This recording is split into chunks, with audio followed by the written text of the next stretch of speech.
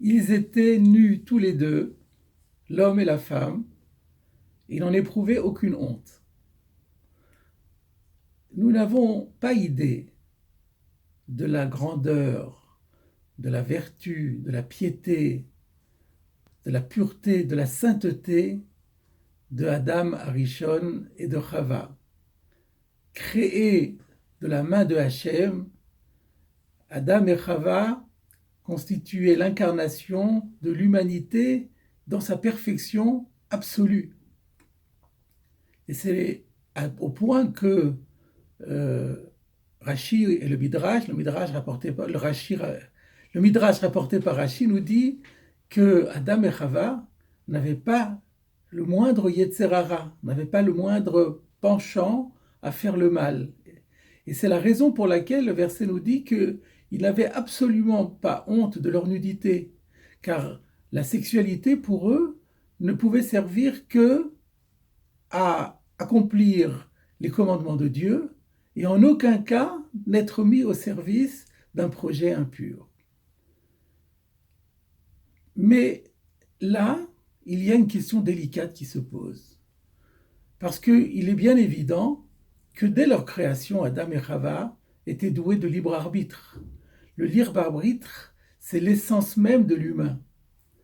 Et en plus, on nous dit que Dieu a créé l'homme à son image, Tselem Elohim, cette notion de l'image de Dieu, la ressemblance à Dieu, se traduit avant tout par le fait que l'homme et la femme étaient les seules créatures au monde à posséder le libre arbitre. La question se pose par conséquent de comprendre comment on peut parler de libre arbitre lorsque, en même temps, on nous dit qu'il n'avait pas de Yetzer Hara, qu'il n'y avait pas de tentation. Et d'ailleurs, s'il n'y avait pas de Yetzer Hara, comment comprendre que finalement ils aient fauté? À cette question délicate, il y a une réponse qu'on pourrait dire classique, qui est rapportée par le Nefesh HaChaim, Rabbi Chaim de Volojine, le fameux disciple du Gaon de Vilna, dans son livre Nefesh HaChaim, qui dit la chose suivante. Bien sûr, Adam et Chava, tous les deux, étaient doués de libre arbitre. Mais pour autant, le Yetzer Hara, la tentation de faire le mal, n'existait pas en eux. Ils étaient pétris d'une telle rectitude, d'une telle sainteté, que le fait de faire le mal était pour eux comme un feu, comme une fournaise. Et il donne cet exemple. Si il y a un feu, une fournaise, on a de la possibilité, on a la liberté de se jeter à la fournaise.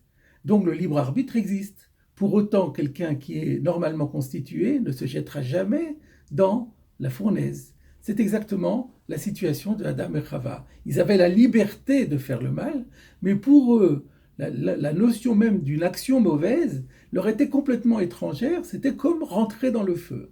Alors comment ont-ils fauté? Par le serpent.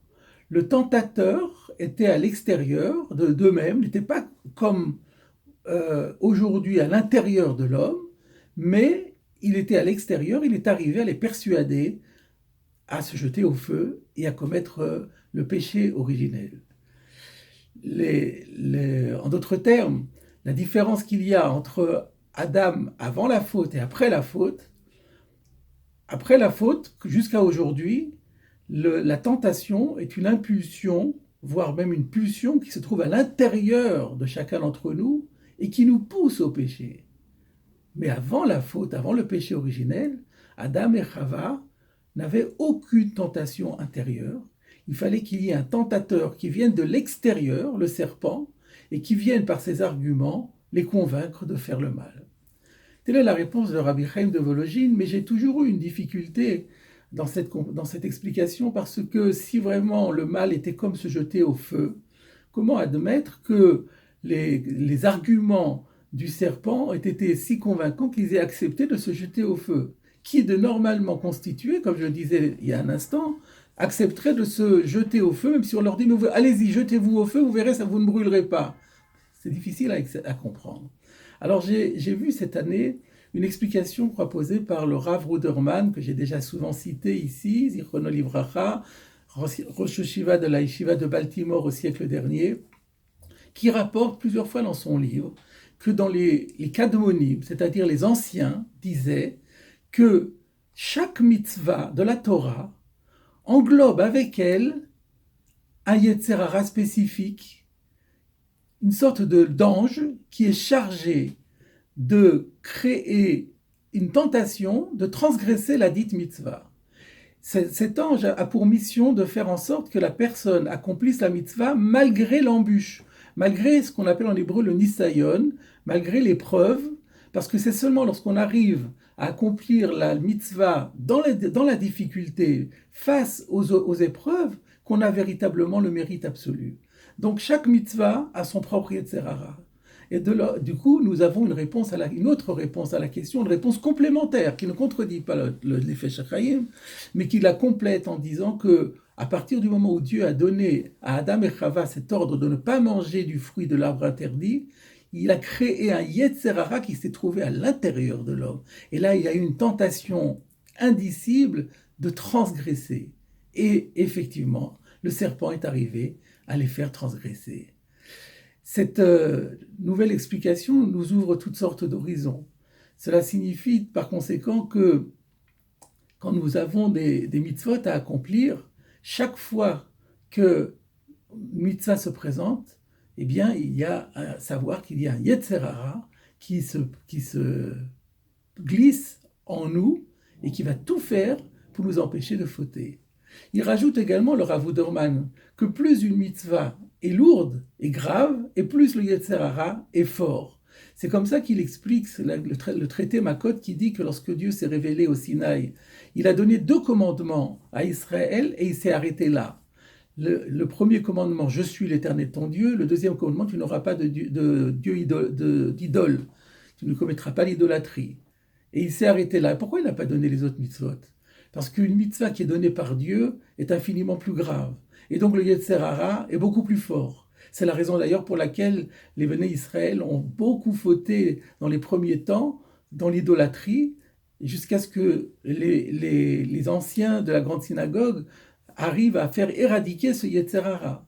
Et on remarquera qu'aujourd'hui, l'autre Yetzer Hara, celui de ne pas croire en Dieu, d'être athée, il est toujours assez présent et assez fort.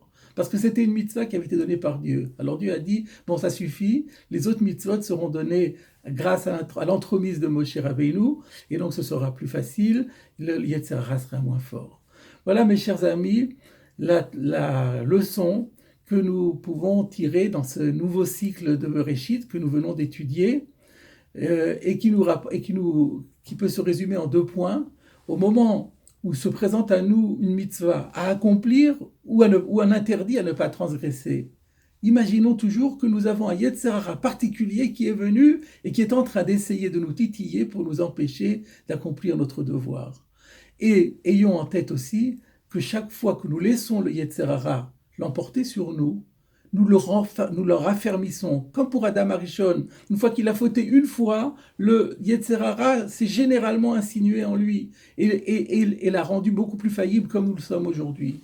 Donc, au moment où nous nous apprêtons à accomplir une mitzvah, accomplissons-la jusqu'au bout, parce que sinon le Yetzer Hara, s'il remporte la victoire, il va être encore plus fort la prochaine fois. À la fin, nous avons terminé maintenant les fêtes de Tishri, nous avons beaucoup travaillé, nous nous sentons purifiés, il faut absolument conserver cet état de purification de façon à repousser toujours davantage les assauts de Yetzer Hara pour conforter cette purification que nous avons retrouvée. Shabbat Shalom.